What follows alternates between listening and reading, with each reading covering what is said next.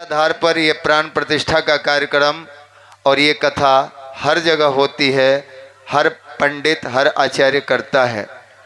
इसमें लिखा हुआ है, आप पढ़ लीजिएगा, ये किताब आप ही के पास रहेगी। शिवदयाल जी, आप लोगों की ड्यूटी है, बाद में पढ़िएगा, समझ गए? सब लोग, मुखिया जी को भी पढ़ाइएगा, बैठ के पढ़ेंगे। इसमें इस ग्रंथ में भी यादव वंश की बहुत विशद व्याख्या की गई है और कहाँ कहाँ कौन है हम अंडरलाइन कर देंगे इस ग्रंथ में जाने के पहले, या बाद में ज़रूरत पड़े तो आप पूछिएगा। हम लोगों के अंदर, सबके अंदर ज्ञान आना चाहिए, सब पढ़े लिखे लोग हैं। हमारी यह भी इच्छा रहती है कि हमारे बच्चे, हमारी बच्चियां पढ़ लिख के हर क्षेत्र में आगे बढ़ें। कथा मंच राम राम कहने के लिए तो होता ही है, लेकिन जीवन को अच्छा बनाने के लिए भी होता है। हम जिस महागुरु के शिष्य हैं, उन्होंने हमें यही सिखाया है। तो आइए, इसमें लिखा हुआ है कि कथा के साथ साथ दुर्गा सप्तशती के मंत्रों से, यह है दुर्गा सप्तशती, लिखा हुआ है दुर्गा सप्तशती के मंत्रों से, अथवा देवी भागवत महात्म के मूल पाठ से यज्ञ हवन होना चाहिए, अथवा घृत सहित पायस द्वारा, खीर द्वारा और हवन सामग्री द्वारा गायत्री मंत्र का उच्चारण करके हवन करें। ध्यान दीजिए, लिखा हुआ है गायत्री मंत्र का उच्चारण करके हवन करें, मतलब बोलकर हवन करें। और आज के पाखंडी पंडित कहते हैं गायत्री मंत्र बोलना ही नहीं चाहिए, और हर किसी को बोलने की बात इसी में लिखी गई है। यह गायत्री परिवार की किताब ने, बहुत प्राचीन महर्षि वेद व्यास की लिखी हुई किताब है। इसमें और लिखा हुआ है,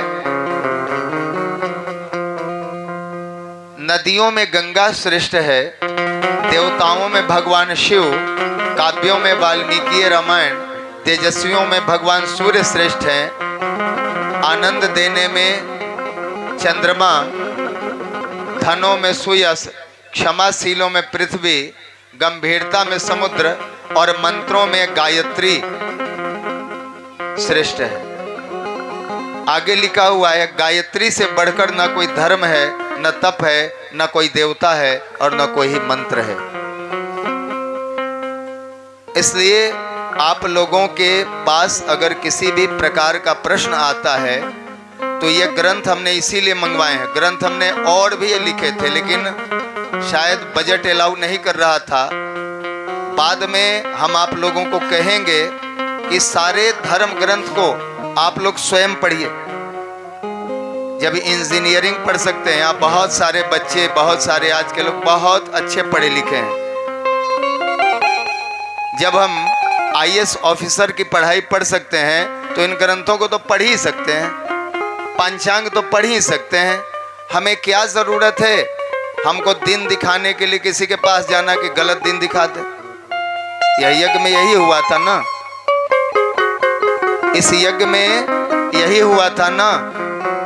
जो पंचांग को मानते हैं, जो कहते हैं हम सनातन धर्म के बड़ा मुहूर्त के आधार पर ये हैं, उन्होंने ही बिल्कुल ही गलत मुहूर्त में आपके प्राण प्रतिष्ठा का समय दिया था। क्या उनको लग रहा है आपके साथ, क्या उनको दुश्मनी है? गलत मुहूर्त में, अगर मुहूर्त को मानते हैं तो गलत मुहूर्त में कराने पर गलत असर पड़ता है। नहीं मानते हैं तो कोई बात नहीं, हमारे यहाँ आएंगे, पूजा कराएंगे, खाएंगे भी, दान दक्षिणा भी लेंगे और पूजा के नाम पर गलत सलत करके जाएंगे।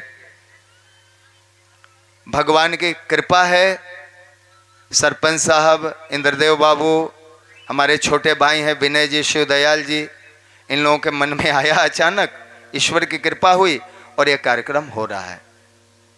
इसमें तुलसीदास जी रामचरितमानस आपने कहा था ना, किन्हीं के यहाँ मंगाएंगे, अगल बगल किन्हीं के यहाँ रामचरितमानस है क्या? ले आइए। नहीं, आप बैठिए, अनिल बाबू जा रहे हैं लाने। रामचरितमानस में तुलसी बाबा लिखते हैं, इसको बड़े ही श्रद्धा से आप लोग सुनेंगे। सचिव वेद गुर तीन जो, सचिव वेद गुरु तीन जो, प्रिय बोलहि भया। सचिव वेद गुरु तीन जो, प्रिय बोलहि भया। राज धर्म तन तीन कर, राज धर्म तन तीन कर, होई बेगी नास रे भैया, होई बेगी नास रे भैया, होई बेगी नास। ध्यान दीजिएगा, सचिव मतलब राजा का या नेताओं का सलाहकार, उसको सचिव कहते हैं। वैद्य, वैद्य मतलब डॉक्टर, और गुरु मतलब धर्माचार्य, कथावाचक, पंडित। ये तीनों सचिव वैद्य गुरु तीन ही जो, ये तीनों अगर प्रिय बोलहि भय आस, भय मतलब यजमान का डर, और आस मतलब लोभ कि हम इनसे ज़्यादा से ज़्यादा दक्षिणा ऐंठ लें, तो डर के मारे या आस में लालच के मारे अगर ये प्रिय बोलते हैं, उनके यजमानों के मन के अनुकूल बोलते हैं, तो तीन चीज़ों का नाश हो जाता है। राज धर्म तन तीन के होई बेगी नाश। बेगी मतलब तेज गति से नाश हो जाता है। हमारे पास एक शिकायत आई है कि इतने कठोर शब्दों का प्रयोग मत कीजिए। हम नहीं करेंगे, आप कह दीजिएगा नहीं करेंगे, इतना कठोर भी नहीं बोल रहे हैं, लेकिन हम तुलसी बाबा के रामायण के निर्देशों के अनुसार चल रहे हैं। वे कहते हैं अगर सचिव मतलब नेताओं का, राजाओं का सलाहकार, अगर उनके मन को खुश करने के लिए, खासकर चुनाव के दिनों में, देखिए ये पार्टी और राजनीति की बात नहीं कर रहे हैं, इसका अर्थ मत लीजिएगा, हम समझाने के लिए कह रहे हैं। अगर चुनाव आया है, चुनाव में हारता कौन है? जिसके सलाहकार अपने कैंडिडेट को गलत सलाह देता। ना ना नेताजी, अरे फलना गांव में तो पूरा वोट हुआ, हम दिला दे बुआ, 1 लाख रुपए तक खर्च हो, तो वह 1 लाख लेकर रख लेता है, कोई वोट मिलता नहीं, वो नेता हार जाता है। तुलसी बाबा लिखते हैं सचिव ने गलत सलाह दिया, समझ गए, और जिस नेता का सलाहकार उनको सही सलाह देता है वे चुनाव जीतते हैं। अगर जितेंद्र जी चुनाव जीते इस बार, तो पक्का इनके सहयोगियों ने अच्छी सलाह दी होगी, अच्छी रिपोर्टें दी होगी। आप हारते हैं जीतते हैं, इससे हमें कोई लेना देना नहीं, हम उदाहरण दे रहे हैं बस समझने के लिए। सचिव वैद्य, वैद्य मतलब डॉक्टर। अगर डायबिटीज़ की बीमारी हो तो डॉक्टर क्या कहता है? मीठा मत खाइए, जलेबी मत खाइए, रसगुल्ले मत खाइए। और मरीज कहे कि डॉक्टर साहब हमको जलेबी रसगुल्ला मत रोकिए, जितनी दवाई देना है दीजिए और जितना फीस लेना है फीस लीजिए। और अगर जलेबी रसगुल्ला नहीं रोकिएगा तो 5,000 के बजाय हम 10,000 आपको दे देंगे, हमको ठीक करिए। और डॉक्टर लोभ में आपसे 10,000 लेके जलेबी रसगुल्ला खाने की छूट दे दे तो उसके देह का, तन का, स्वास्थ्य का नाश हो जाता है। यही तुलसी बाबा लिखते हैं। और उसके बाद आता है गुरु, मतलब धर्माचार्य, पंडित, कथावाचक, जिस श्रेणी में हम लोग भी हैं। अगर आपके मन को खुश करने के लिए मीठी मीठी बात करता है तो आपके धर्म का नाश हो जाता है। अगर आपको धर्म बचाना है तो हम कोशिश करेंगे कि ज़्यादा मधुर बोलें, लेकिन कंट्रोल मत कीजिए, कंट्रोल मत कीजिए। और कोई बात सत्य समझाने के लिए किसी को तकलीफ लगती है तो लगने दीजिए, क्षमा कीजिएगा, इससे आप ही का लाभ है, हमारा क्या है, समझ गए ना। तुलसी बाबा ने रामायण में यही लिखा है, इसीलिए हमने उसको समझा दिया। रही बात कि आप लोगों को धर्म, जीवन, आपके बच्चे कैसे आगे बढ़ेंगे, भगवान की कृपा कैसे बरसेगी, ये सूत्र भी हम बता रहे हैं ना, हर चीज़ हम बता रहे हैं। इसलिए आप लोग बड़ी श्रद्धा से, कोई बात अगर आपको खराब लगती भी है तो उसको जरा सुनिए। जब बच्चे को घाव हो जाता है ना, तो उसकी माँ, बच्चा को घाव का दर्द होता है लेकिन बच्चे की माँ को घाव से ज़्यादा दर्द होता है। बहुत सारी माताएं बहनें बैठी हैं, बच्चे को बुखार लग जाए बेटे को, तो माँ को कितनी पीड़ा होती है ये सभी माताओं को अनुभव होगा। लेकिन वही माँ डॉक्टर के पास ले जाती हैं, अगर मलहम से और टैबलेट से, इंजेक्शन से घाव नहीं ठीक होता है तो डॉक्टर कहता है कि अब घाव का ऑपरेशन करना पड़ेगा, छूड़ा लगाना पड़ेगा। वही माँ जो बच्चे को पीड़ा देना नहीं चाहती, कलेजे पर पत्थर रख के अपने ही सामने उस घाव का ऑपरेशन डॉक्टर से करवाती है। वो बच्चा रोता है, चीखता है, चिल्लाता है, माँ को कहता है माँ मत करने दो, मत करने दो, बहुत दर्द हो रहा है, खूब रोता है। माँ भी रोती है लेकिन उस बच्चे का घाव माँ चिरवाती है ना। उसी प्रकार ये धर्म है, घाव चिरने की तरह सच्ची बातें सुन के कष्ट होता है, लेकिन हमारे धर्म की रक्षा, हमारे संस्कारों की रक्षा इसी से होती है। ओम अपवित्रः पवित्रो वा सर्वावस्थांगतोऽपि वा यस्मरेत पुण्डरीकाक्षं सभायाभ्यन्तरः शुचिः। ओम पुनातु पुण्डरीकाक्षः पुनातु पुण्डरीकाक्षः पुनातु। चलिए ये पीछे किसी बालक को दे दीजिए, सभी लोगों पर छीट दें। कलश को किसी बालक को नीचे दे दीजिए। आप चंदनस्य महत्पुण्यम् इधर से पवित्रं पापनाशनम् आपदां हरते नित्यं लक्ष्मीष्टिष्ठति सर्वदा।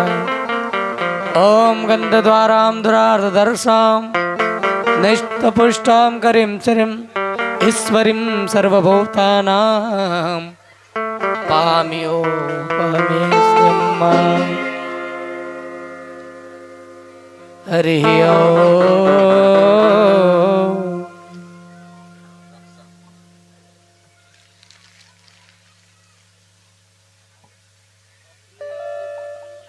भूर्भुवः स्वः तत्सवितुर्वरेण्यं भर्गो देवस्य धीमहि धियो यो नः प्रचोदयात्। हरिः ओम।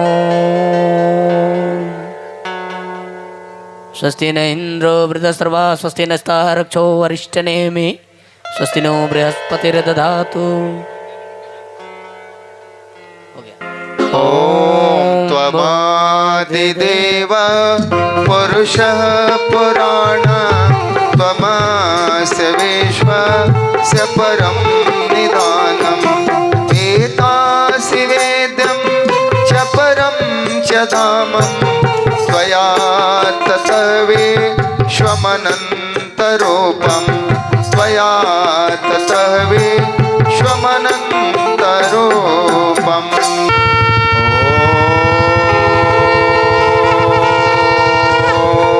आप हाथ जोड़ लीजिए ना, पीछे से हाथ जोड़ लीजिए, एक को करने दीजिए, सबको हो जाएगा।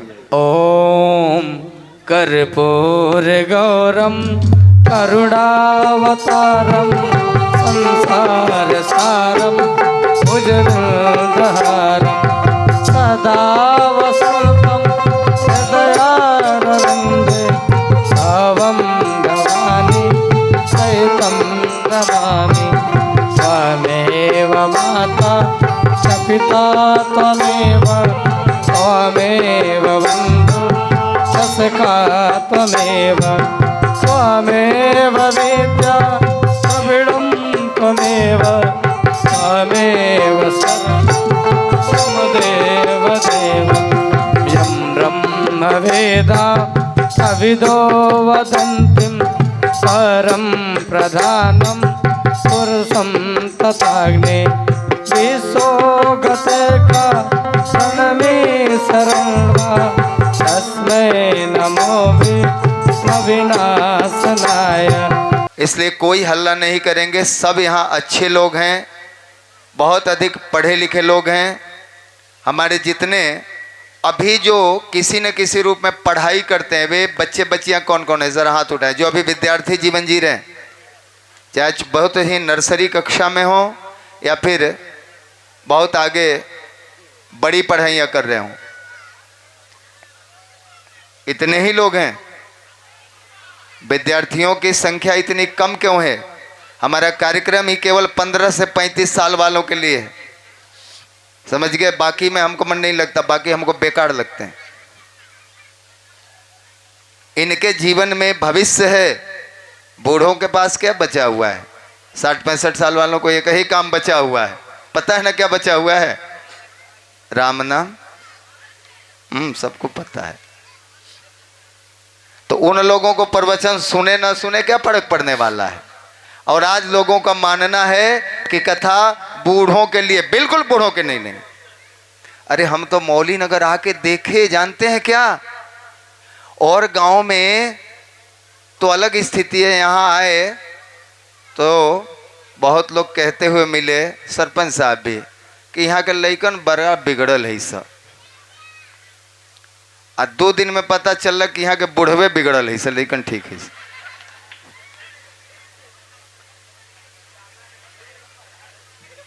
बुढ़वा ठीक है तो लइकवा बिगड़ कैसे गए?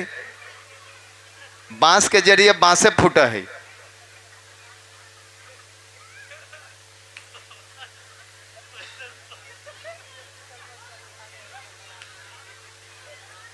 इसलिए ये उम्मीद मत करिएगा कि बच्चे, आप विश्वास कीजिए, इन बच्चों को बहुत अच्छा रास्ता भगवान की कृपा से हम पकड़ा के जाएंगे। कोई बच्चा यह नहीं बिगड़ेगा, समझ गए? कोई बच्चा यह नहीं बिगड़ेगा, सबको बहुत आगे बढ़ा देंगे। हमने अपने जीवन में हजारों बच्चों को आगे बढ़ाया है। कुछ बच्चे हमारे विद्यार्थी भी रहे हैं, आपको पता होगा, ठीक है ना? बहुत अच्छी जगह पर गए हैं। अजीत के माता पिता है ना यहाँ। ये उम्मीद मत करिए, ये कोई न सोचे कि यहाँ के लोग, यहाँ के बच्चे रास्ते नहीं बदल सकते। एक शायर ने कहा है, ध्यान से सुनिएगा, रावी की रवानी बदलेगी, सतलुज का मुहाना बदलेगा, गंग की तरंग बदलेगी, यमुना का तराना बदलेगा। कुछ तुम बदलो कुछ हम बदलें, कुछ तुम बदलो कुछ हम बदलें, तो सारा जमाना बदलेगा, सारा जमाना बदलेगा। फिर मौली नगर क्यों नहीं बदलेगा? बदला जाए दृष्टिकोण तो हर इंसान बदल सकता है। दृष्टिकोण के परिवर्तन से अरे जहान बदल सकता है, अरे जहान बदल सकता है। बदली अगर नजर तो नजारे बदल गए, बदली अगर नजर तो नजारे बदल गए, कश्ती ने मोड़ा रुख तो किनारे बदल गए। केवल इन युवा पीढ़ी के बच्चों के रुख को बदल देना है। अरे ये तो गंगोत्री से गंगा सागर तक जाने वाले हैं, ये अपने जीवन में बहुत आगे बढ़ेंगे। इसलिए हम विद्यार्थियों से हाथ जोड़ के प्रार्थना करेंगे, आप गहराई से हमारी बात सुनिएगा, आप हल्ला मत कीजिएगा, आपसे बहुत उम्मीद है हमको। आइए कथा के माध्यम से हम शिक्षा की भी बात करते रहेंगे, जहां याद आ जाएगी। एक शिक्षित व्यक्ति ही अच्छा कथावाचक हो सकता है। आज लोग जानते हैं क्या, जानते हैं क्या बात है? धर्म का चोला किसने ओढ़ रखा है? जो किसी काम का नहीं है। जो धर्मात्मा है वो गंवार है, जो धर्मात्मा है वो, बोलिए, गंवार है ना। और जो शिक्षित है वे आवारा हो गए हैं। कथा मोड में आते हैं, लोग कहते हैं आप शिक्षक और प्रोफेसर के मोड में आ जाते हैं, आदत पड़ी हुई है। कथा में आते हैं। भगवान अत्रि मुनि और उनकी धर्म पत्नी माता अनसुईया, ये कौन है? यादवों के प्रथम माता पिता हैं। भगवान अत्रि मुनि और माता अनसुईया के वंशज को ही क्या कहते हैं? यादव कहते हैं। क्या कहते हैं? यादव के आदि पिता का नाम क्या है? भगवान अत्रि मुनि। जरा हाथ जोड़ के अपने आदि पिता का सम्मान करें, कभी कभी हाथ जोड़ने की आदत डालिए। और हमारी आदि माता कौन है? माता अनसुईया। कौन है आदि माता? जब सीता माता अपने पति श्री राम के साथ वनवास गई तो भगवान राम, लक्ष्मण और माता सीता अत्रि और अनसुईया के भी आश्रम में जाते हैं। इस रामायण में तुलसीदास लिखते हैं, माता अनसुईया सीता के त्याग पर प्रसन्न होती हैं और कहती हैं, पुत्री सीता धीरज धर्म मित्र अरु नारी, धीरज धर्म मित्र अरु नारी,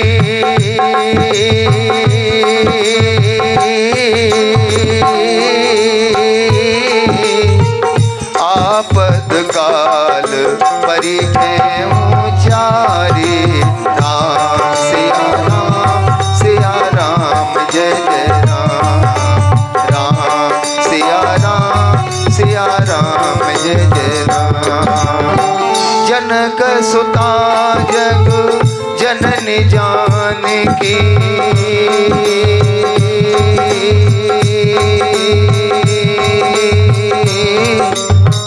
अतिशय प्रिय करुणा निधान की, राम गाइए राम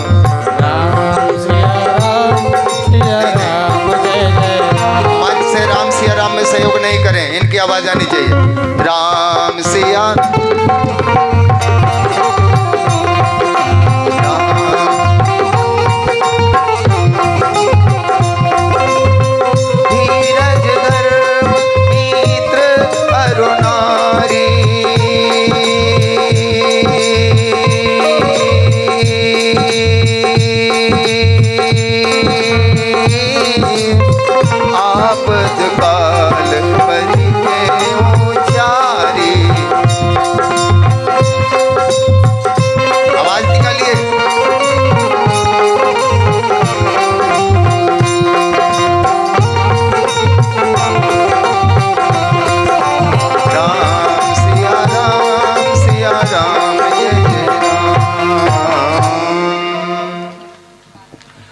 माता अनसुईया जिन्होंने संसार को आदर्श परिवार का व्यवहारिक ज्ञान दिया, उनके वंशज को क्या कहते हैं?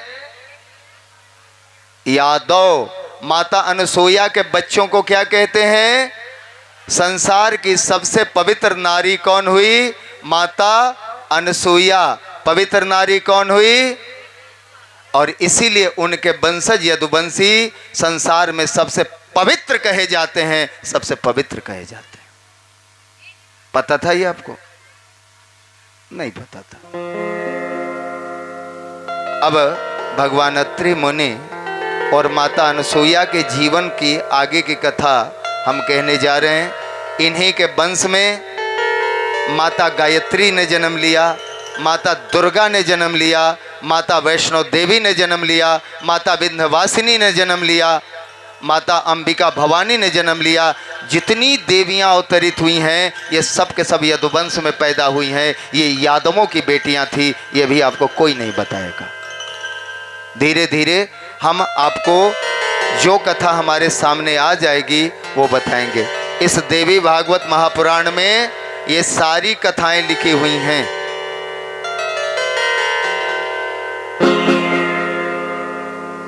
अत्रि मुनि की धर्म पत्नी माता अनसुईया के पतिव्रत भक्ति को देखकर सारा संसार गदगद होने लगा, नतमस्तक होने लगा। ध्यान दीजिए, कोई अच्छा करता है तो प्रशंसा होती है, लेकिन उस प्रशंसा में कहीं न कहीं खोट भी आता है। किसी न किसी को जलन भी होती है। एक फिल्मी गायक ने गाया था, यार जलने वालों को जलाएंगे, प्यार में जिएंगे मर जाएंगे। तो बहुत लोग जलने भी लगते हैं। पंडित पंडित को देख के जलते हैं, कलाकार कलाकार को देख के जलते हैं, कथावाचक दूसरे कथावाचकों से जलते हैं, और ये नेताजी लोग दूसरे नेताओं से जलते हैं। ये नेताजी लोग हम कथावाचकों से नहीं जलते। मुखिया जी का प्रतिद्वंदी कोई मुखिया का उम्मीदवार ही होगा, हम तो हैं नहीं। ये सच है ना। हमारी माताएं बहनें, हमारी नारियां, हमारी देवियां बहुत महान होती हैं। मनु बाबा मनुस्मृति में कहते हैं, यत्र नार्यस्ते पूज्यन्ते रमन्ते तत्र देवता। जिस घर की देवियों, जिस घर की नारियों की पूजा होती है, उस घर में देवता विराजमान होते हैं। और जिस घर में अपने ही माताओं, बेटियों, कुलवधुओं का अपमान होता है, वहाँ शैतान का वास होता है। हमारी माताएं बहनें इतनी महान होती हैं, लेकिन चाहे कोई कितना भी महान हो, भगवान ने कहीं न कहीं से खोट दे रखा है। और हमारी माताओं बहनों में क्या खोट है आपको पता है ना? आप में क्या खोट है पता है ना? बगल वाली किसी भी नारी की बड़ाई सुने, दूसरे स्त्री की प्रशंसा सुन नहीं सकती हैं। एक आजकल माताओं बहनों का भी लड़की देखने का फैशन हो गया है। जब विवाह के लिए लड़की, अब लड़की को उठा के बाज़ार में ले आते हैं, बेवकूफ़ी करते हैं। कल जिसको कुलवधू बनाना है ना, उसको कहीं मंदिर में ले आओ, कहीं होटल में ले आओ, कहीं मैरिज हॉल में ले आओ। ये सब मूर्खता है, बेवकूफ़ी है, मत करिएगा, लेकिन करते हैं। एक लड़की देखने कुछ माताएं बहनें गई, लड़की बहुत सुंदर थी, जिसको कोई काट नहीं सकता था। अब उसको देख के जितनी गई थी सब जलने भूलने लगी कि बाप रे बाप, ही तो हमारे घर में आ जाए तो हमने के वैल्यूए कम हो जाए, हमने के मुँह कोई देखबे न करते ही। अब उसकी ननद और बाकी जो देखने गई थी सब सोची कि कैसे कर काट द, अंत हमने के तो कोई पूछबे न करी। हमने के देख के तो ऐनवो लजा जाते ही।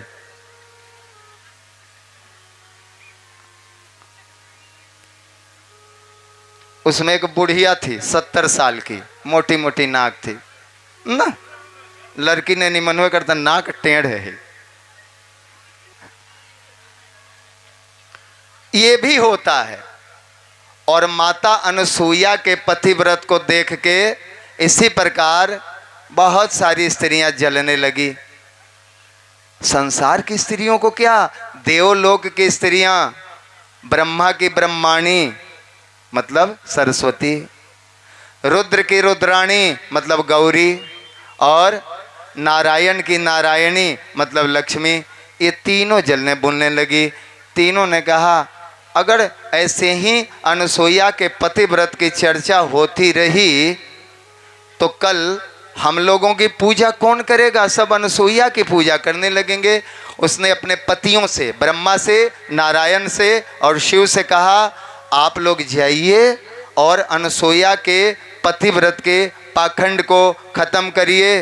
तीनों देवता ने कहा, हमसे पार नहीं लगेगा बाप, अनसुईया के सतीत्व के आगे हमारी क्षमता नहीं है। तीनों की पत्नियों ने कहा, चूल्हा नहीं जलेगा, मरिएगा भूखे। और जब स्त्रियां बहुत अच्छी होती हैं आप लोग, लेकिन जब साजिश पर उतर जाती हैं ना, पता नहीं क्या क्या कर देती हैं। अब ब्रह्मा जी को डर लगा कि सरस्वती खाना नहीं पकाएगी, विष्णु को डर लगा कि लक्ष्मी भोजन नहीं पकाएगी, और शिव को भी डर लगाया कि भवानी नहीं खाना पकाएगी, तो हम तो भूखे मर जाएंगे। चलो भूखे मरने से अच्छा है कि अनसुईया के पास चलते हैं। तीनों साधु के रूप में गए। हर हर बम बम, माता भूख लगी है। माता अनसुईया ने बड़ी श्रद्धा से उन्हें अपने पास बुलाया और बुलाकर चटाई का आसन दिया, हाथ पैर धोने के लिए जल दिया। कहा, महाराज जी आप लोग बैठिए, हम जल्दी भोजन बनाते हैं। और देखते देखते उन्होंने भोजन बना दिया। जानते हैं क्यों भोजन बना दिया देखते देखते? क्योंकि उनके यहाँ गैस चूल्हा था और प्रेशर कुकर था और इंडक्स भी था, इंडक्शन था ना, था ना माता अनसुईया के पास। तो आप ही कथा जानते, हम ही भूल रहे हैं। नहीं था तब जल्दी कैसे बन गया? आज तो गैस है, इंडक्शन है, कुकर है, पता नहीं क्या क्या है, घर में आ जाए। पति कहता है कि देवी जी चाय बना दो, 8 बजे तक सोई रहती है निकम्मी कोढ़नी। कौन आगल हुए है, बस भगा दो उन्हें, जाओ उन्हें होटल में चाय पिला दो। जबकि गैस चूल्हा है, जितनी सुविधाएं बढ़ रही है उतना कोढ़ियापन बढ़ रहा है। माता अनसुईया क्यों पूजी जाती हैं? क्योंकि उनके पास कोई सुविधा नहीं थी। माटी का चूल्हा, माटी का अंगना, खप्पर का घर, चटाई और माटी का ही बर्तन। माटी के हड़िया में ही भात पका, माटी के हड़िया में ही दाल पका, और माटी के कढ़ाई में ही तरकारी पका, और माटी की कढ़ाई में ही रोटी भी पकी। और केले के पत्ते पर तीनों महापुरुषों को उन्होंने भोजन कराया, परोसा। कहा महाराज भोजन ग्रहण कीजिए। तीनों ने कहा हम भोजन तब करेंगे जब तुम निर्वस्त्र होकर भोजन कराओगी, अपने कपड़े खोल दोगी। आज अगर ऐसा कोई साधु कह दे तो क्या होगा? लात जूतों की कमी नहीं रहेगी, जेल की कमी नहीं रहेगी, और यह होना ही चाहिए। उन लोगों को क्यों नहीं हुआ? क्योंकि तुलसी बाबा रामायण में लिखते हैं, समर्थ को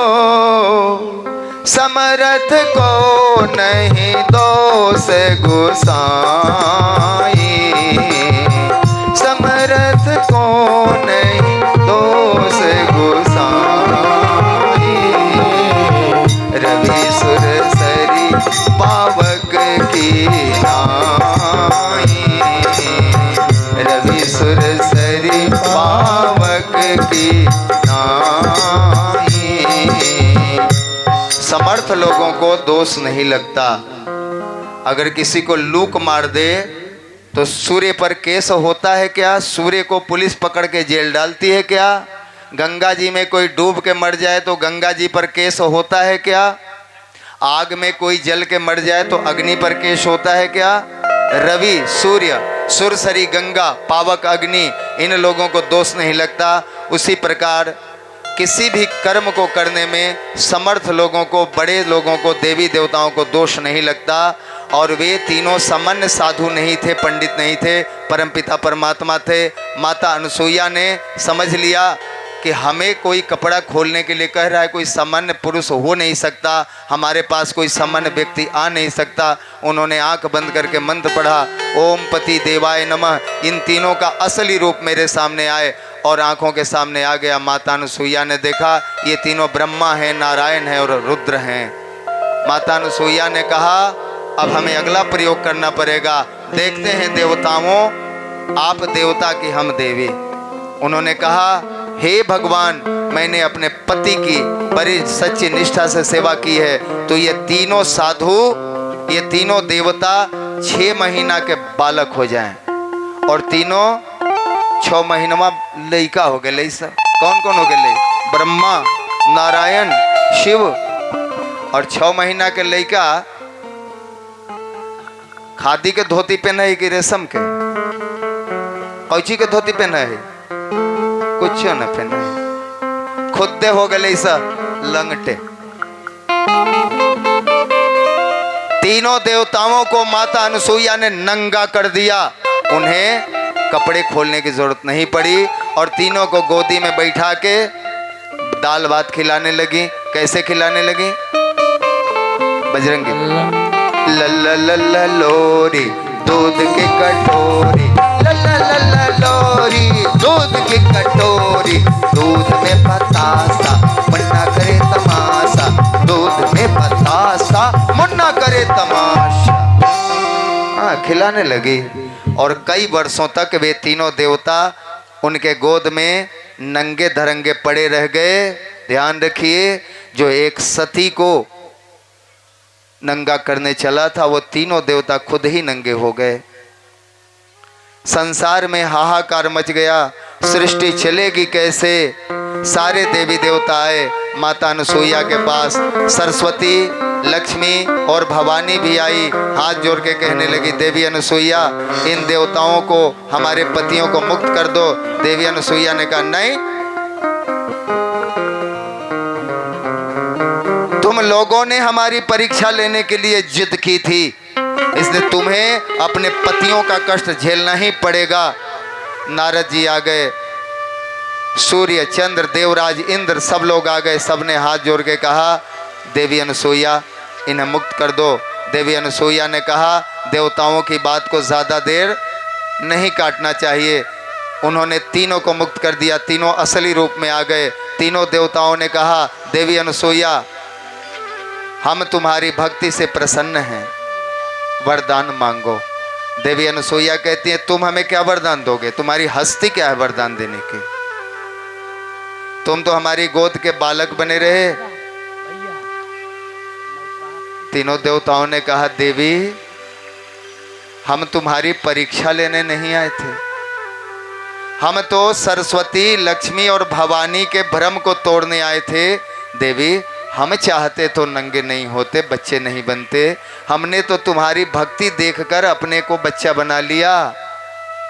कवि कहता है, प्रबल प्रेम के पाले पर कर, प्रबल प्रेम के पाले पर कर, प्रभु को नियम बदलते देखा। प्रबल प्रेम के पाले पर कर, प्रभु को नियम बदलते देखा। अपना मान रहे न रहे पर, भक्त का मान न घटते देखा। अपना मान रहे न रहे पर, भक्त का मान न घटते देखा।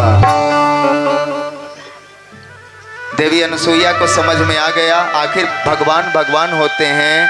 देवी अनसुईया ने कहा, प्रभु क्षमा कीजिए। देवताओं ने कहा, वरदान मांगो। अनसुईया ने कहा, अगर आप वरदान देना चाहते हैं तो आप तीनों मेरे बेटे बने मेरे पेट से जन्म लें, ये वरदान दे सकते हैं आप? तीनों ने कहा, तथास्तु। अत्रि मुनि और माता अनसुईया का प्रथम पुत्र हुए दत्तात्रेय, जो भगवान श्री हरि विष्णु नारायण के अवतार थे। दत्तात्रेय जन्म लेते ही अवधूत साधु बन गए। उन्होंने कहा, हम शादी विवाह नहीं करेंगे, हम तो बस अपने जीवन को मुक्त करेंगे। हम तो माता अनसुईया के वरदान को पूरा करने आए हैं, सांसारिक लफड़े में फंसने नहीं आए हैं। दूसरे पुत्र हुए दुर्वासा। दुर्वासा ऋषि की कथाएं आपने सुनी होगी, बहुत क्रोधी थे। दुर्वासा ऋषि के रूप में रुद्र ने, शिव ने अवतार लिया था। दुर्वासा ऋषि भी साधु हो गए। परेशान हो गई माता अनसुईया, अरे बच्चों हमारे वंश को कौन चलाएगा? तुम विवाह नहीं करोगे, पोता पोती हमारे लिए पैदा नहीं करोगे। उन्होंने कहा, हम नहीं जानते हैं। तब तीसरा बच्चा पैदा हुआ, स्वयं भगवान ब्रह्मदेव चंद्रदेव के रूप में। उनका नाम रखा गया चंद्रदेव, चंदा मामा जो आसमान में रात में चमकते हैं। चंद्रदेव ने कहा, माता हम विवाह करेंगे और आपके लिए वंश उत्पन्न करेंगे, आपके पोते पोतियों को जन्म देंगे। और चंद्रदेव का विवाह 27 रानियों से हुआ। उनकी 27 पत्नियां हुई, जिन्हें हम 27 नक्षत्र कहते हैं। निछत्तर, स्वाति, आद्रा, रोहिणी, हथिया, ये सब जो नक्षत्र हैं, ये देवियों के रूप में स्वयं चंद्रदेव की पत्नियां हैं। इन पत्नियों में सबसे बड़ी और सबसे श्रेष्ठ रोहिणी है। गर्मी में जो रोहण नक्षत्र आता है, जिसमें हम लोग धान का बिचरा, धान का मोरी डालते हैं, काफ़ी गर्मी, वो चंद्रदेव की सबसे श्रेष्ठ पत्नी हैं। उनके ही गोद में उनका पहला बालक जन्मा, जिस बालक का नाम रखा गया बुध। बुध नाम रखा गया। और बुध का विवाह हुआ सूर्य वंश की कन्या ईला से। बुध किस वंश में हुए? चंद्र वंश। और ईला किस वंश में हुई? सूर्य वंश में। सूर्य वंश में उत्पन्न होने वाले लोग आज अपने को राजपूत कहते हैं, और चंद्र वंश में उत्पन्न होने वाले लोग आज अपने को यादव कहते हैं। उस जमाने में दोनों में वैवाहिक संबंध था। यादवों की बेटियां ब्राह्मणों के यहाँ, सूर्यवंशियों के यहाँ, सबके यहाँ ब्याही जाती थी। ब्राह्मणों की और उनकी बेटियां हमारे यहाँ ब्याही जाती थी। विवाह में कुंवारी कन्याओं के लिए कोई जाति और वंश का बंधन नहीं होता था, इसीलिए हमारा देश स्वर्ग और सतयुग कहा जाता था। आज जात पात करके हमने विध्वंस कर दिया। अरे राजपूत, यादव, ब्राह्मण, भूमिहार, दलित, ये क्या करें? अब तो यादव भी बेवकूफ़ी करते हैं, किश्नौत और मजरोठ करते हैं। कितनी बेवकूफ़ी, कितनी बेवकूफ़ी। शर्म ही नहीं आती है अपने ही कुल वंश को बदनाम करने के लिए। और मजरोट लोग कहते हैं अरे हमनी तो राजा हली किस्नोतवा तो हरवाहा चरवाहा हली। कहते ना राजा हल सब फता है, लड़ते रहते हैं, टूटते रहते हैं। बाप रे बाप, हम मजरोट ही बियाह न करबई, हम किस्नौत ही बियाह न करबई, मरा अपने में सर के मरा हमरा कर। ये गलत बात है। ये भागवत है ना, भागवत महापुराण जो मूल भागवत कृष्ण की कथा है, उसमें यादवों के 100 वंश का वर्णन है। न कहीं किस्नौत है, न कहीं मजरोट है।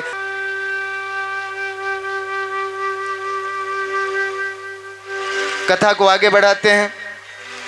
बुद्ध और उनकी धर्म पत्नी देवी इला के गोद में पहला बालक जन्मा, जिसका नाम रखा गया पुरूरवा। क्या नाम रखा गया? पुरूरवा। क्या नाम रखा गया?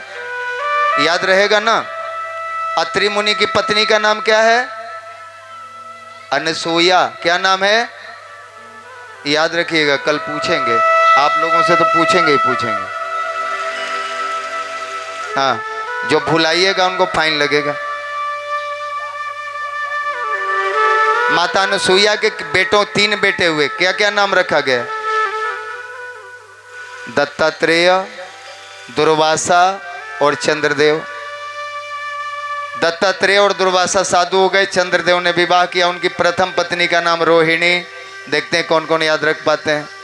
और विद्यार्थी तो याद रख लें, 10 साल के बाद यही IAS ऑफिसर में बैठोगे ना तो यही सारे प्रश्न आएंगे, आने वाले हैं। शिक्षा नीति बदल गई है भारत सरकार में, धर्म पर आधारित देश बनने जा रहा है। इसका राजनीतिक दृष्टिकोण से हमारा कोई मतलब नहीं है। इसका जो होने वाला है उसको हम लोग जागरूक हो, उसके प्रति हम लोग बने, ये करना पड़ेगा। इस तरीके से चंद्रदेव के पुत्र का नाम हुआ बुध और बुध के पुत्र का नाम पुरूरवा। याद रखने की कोशिश करिएगा। बुध के पुत्र का नाम पुरूरवा और पुरूरवा इस संसार के पहले ऐसे राजा हुए और ऋषि हुए। राज ऋषि क्या हुए? राजा भी और ऋषि भी। राज ऋषि पुरूरवा संसार के प्रथम यज्ञ विज्ञान के वैज्ञानिक थे। जो यज्ञ करते हैं ना, इसके वैज्ञानिक कौन थे? राज ऋषि पुरूरवा, जो कि ब्राह्मणों के नहीं यादवों के पूर्वज थे। यज्ञ विज्ञान यादवों के बाप दादाओं की देन है। राज ऋषि पुरूरवा के जीवन की एक घटना है। उस समय अग्नि का आविष्कार नहीं हुआ था। विद्यार्थियों ने पढ़ा होगा वो अग्नि काल कब आया, अग्नि का आविष्कार कब आया, पाषाण काल, लौह काल, क्या क्या, ये सब आपने पढ़ा होगा, नहीं तो फिर पढ़िएगा। अग्नि का आविष्कार जब तक नहीं हुआ था तब तक लोग कच्चा भोजन करके ही जीते थे। और अग्नि के आविष्कार की कथा ही हम सुना रहे हैं। उस समय स्वर्ग लोक में देवताओं के राजा के पास, देवताओं के राजा के पास क्या था? सोने की थाली में अग्नि रहता था और उस अग्नि से, उस आग से केवल यज्ञ होता था।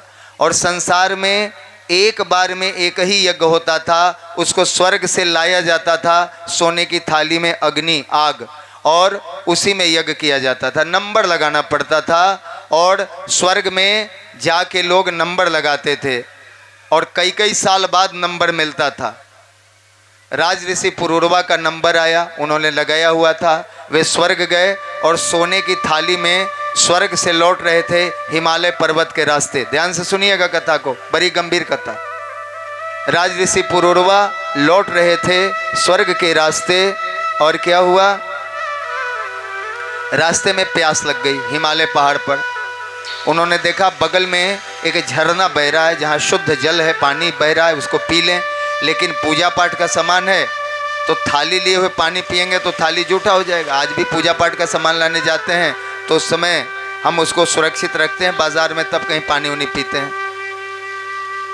अब वहाँ कोई आदमी था नहीं, अगर रखेंगे तो कोई कुत्ता वुत्ता न छू दे, यह भी डर था। आदमी नहीं मिला तो एक शमी का पेड़ मिला। शमी का पेड़ आपने देखा होगा। शमी के पेड़ के पास वे गए। उन्होंने कहा, शमी देवता, मैं पानी पी कर आता हूँ, आप यज्ञाग्नि के थाली की सुरक्षा कीजिए।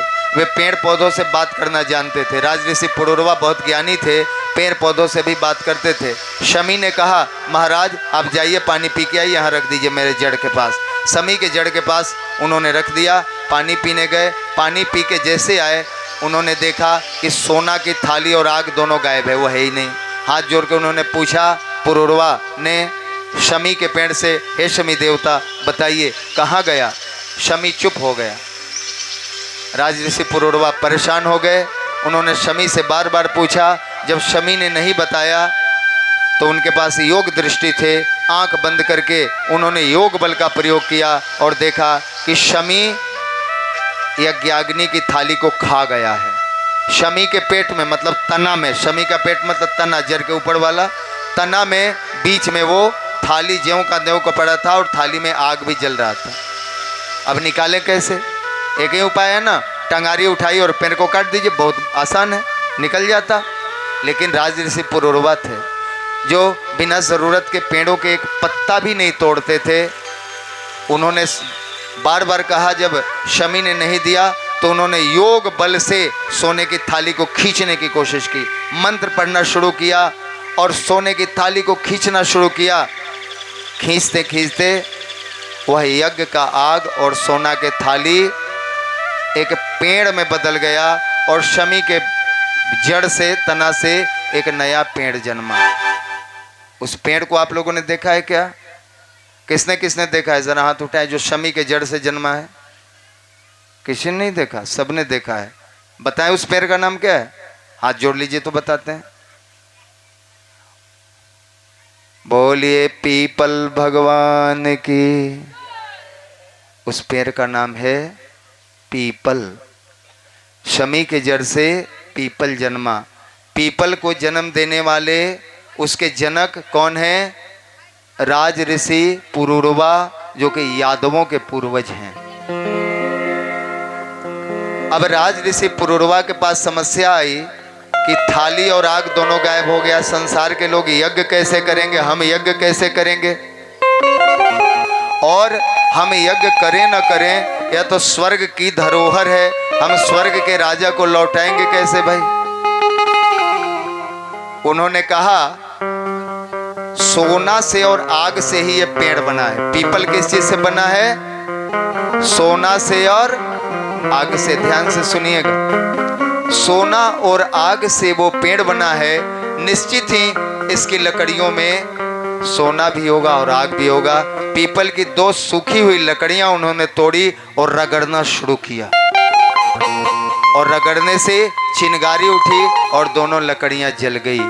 लकड़ी को संस्कृत में कहते हैं अरणी, और रगड़ने की प्रक्रिया को कहते हैं मंथन, अरणी मंथन। और अरणी मंथन से अग्नि प्रकट करके उन्होंने स्वयं यज्ञ किया और कहा देवराज इंद्र, अब आपको सोने की थाली और अग्नि नहीं लौटाया जाएगा। अब इस पीपल के पौधे को हम संसार भर में लगाएंगे और इस पीपल की लकड़ियों को रगड़ के सारे संसार में यज्ञ होगा।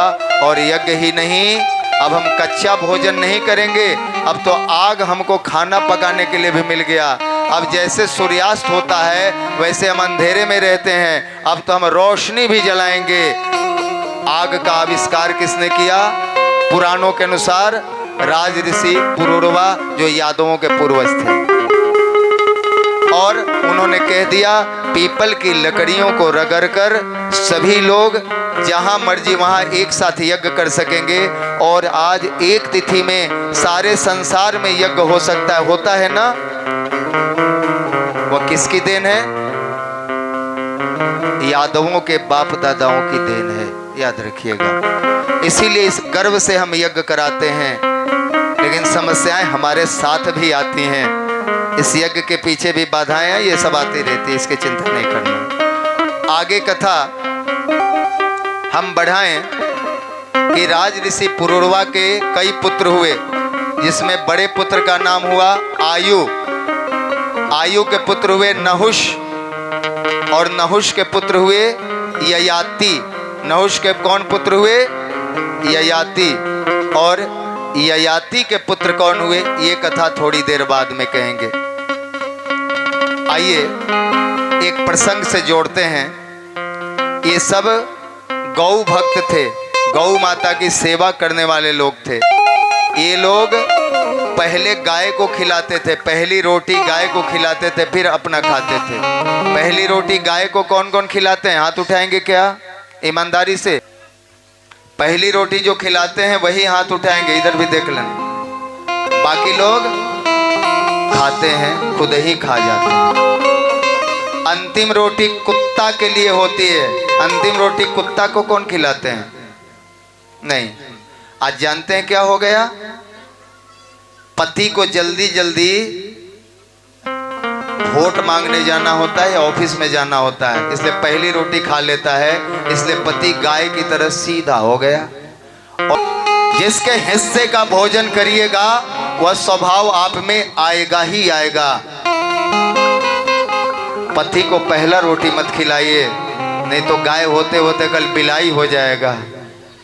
और बहुत सारे पति बिलाई हो गए हैं और पत्नी क्या हो गई? बाघिन हो गई, शेरनी हो गई। ये अच्छा है क्या? सृष्टि का पहला प्राणी कौन है? 84 लाख प्राणियों में कल हमने बताया था, याद है किसी को? गौ माता। जोरदार तालियों के साथ मुखिया जी ने बताया है। सृष्टि का पहला प्राणी कौन है? और धरती का सबसे प्यारा पुत्र कौन है? गौ वंश, गाय, बैल, बछड़ा, बछिया सब। क्या प्रमाण है? आदमी क्या खाता है? अनाज। अनाज धरती में अपने आप उग जाता है। गाय क्या खाती है? घास। घास उगाने के लिए बहुत मेहनत करना पड़ता है ना? नहीं, घास अपने आप धरती में उगती है। धरती माता गाय का भोजन अपने आप देती हैं। और मनुष्य के भोजन के लिए कितने परेशानी होती है हम सब जानते हैं ना? सूर्य का फेरा, सूर्य की परिक्रमा धरती कर रही है, विद्यार्थी जानते हैं ना?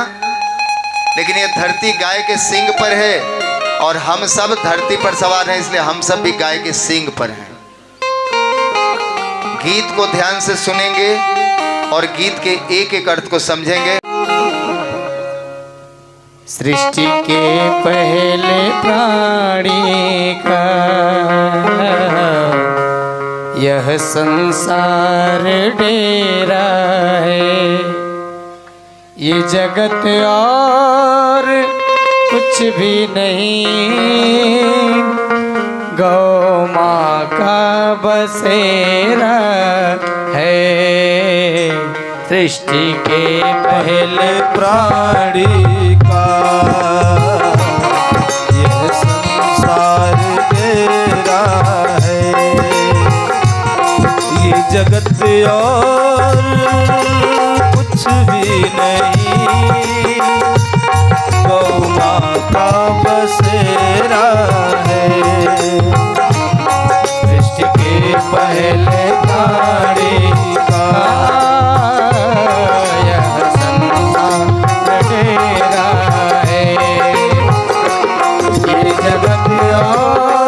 कुछ भी नहीं, गौ माँ का बसेरा है। सृष्टि के पहले प्राणी का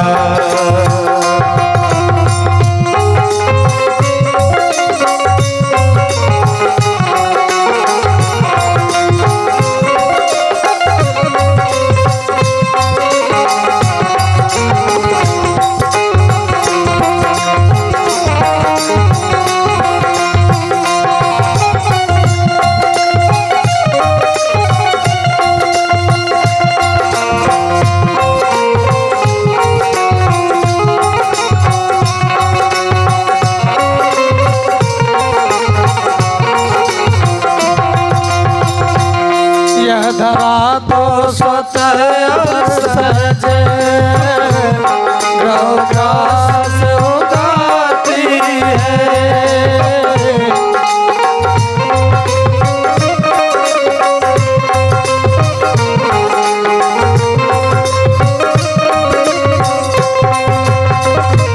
यह धरा तो स्वतः सजे, गौ घास उगाती है।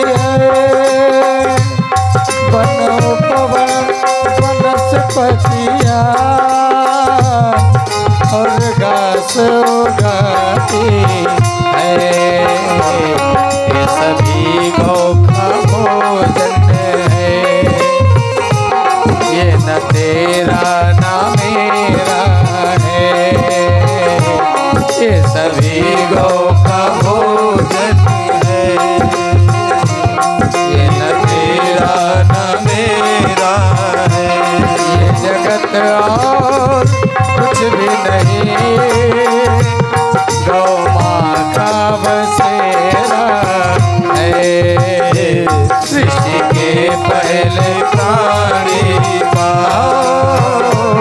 यह संसार डेरा है।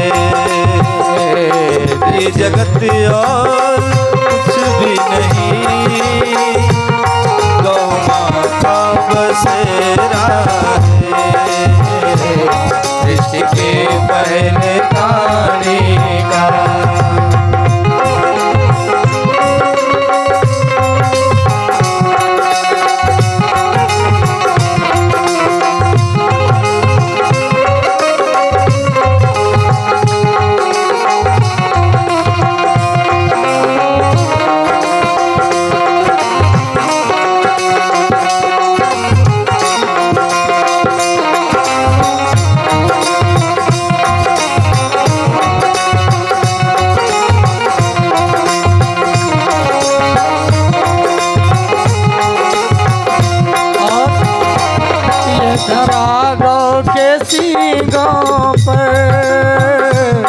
सुखपूर्वक विराजित है। ये धरा गौ के सींगों पर सुखपूर्वक विराजित है। भार हम सब धरा पुत्रों का गौ पर ही आधारित है। भार हम सब धरा पुत्रों का गौ पर ही आधारित है। गौधरा को लिए कर रही सूर्य का नित्य फेरा है। गौधरा को लिए कर रही सूर्य का नित्य फेरा है। ये जगत और कुछ भी नहीं, गौ माँ का बसेरा है। सृष्टि के पहले प्राणी का यह संसार तेरा है।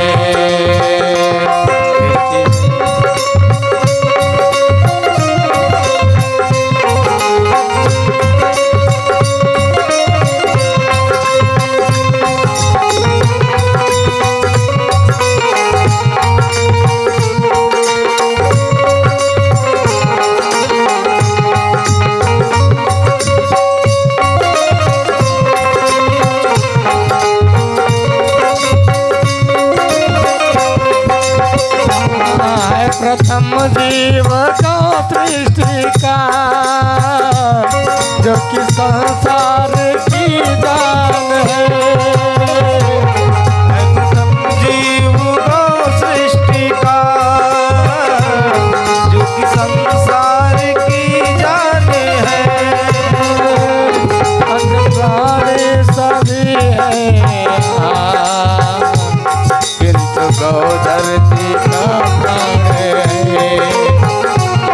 अन्य प्राणी सभी है यहाँ किंतु गौ धरती का प्राण है। यह मनुज तो स्वतः और सहज गौ वंश का चेहरा है। यह मनुज तो स्वतः और सहज गौ वंश का चेहरा है। जगत और कुछ भी नहीं,